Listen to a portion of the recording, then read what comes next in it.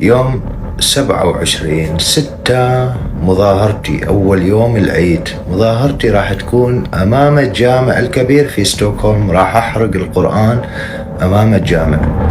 يعني انت جاي يوم عيد المسلمين وقدام المسلمين وتحرق كتاب المسلمين عشان تستفز المسلمين، ولو حد منهم مد ايده عليك ومسكك طلع ميتين امك يبقى ارهابي ومتطرف وابن 60 كلب. بيع دينك وعرضك يا ابن الكلب. أحرق القرآن، حصلت على رخصة بذلك. السعودية سمحت لك بكده عشان دي حرية شخصية وانت تعمل اللي انت عايزه، لكن لو واحد راح حرق علم البسكليتات يبقى عنصري ومش بيحبهم وضد طائفة من الشعب، ويبقى هو متطرف وارهابي وابن 60 برضه.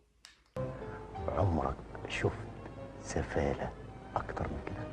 وعلى فكرة دي مش أول مرة تحصل، سواء في السويد حرق المصحف وكتاب ربنا، أو في فرنسا الرسومات المسيحية للدين الإسلامي والدين المسيحي. ودي مش آخر مرة لسه يحصل تاني، لأن هم عايزينك تتعود على المنظر، لأن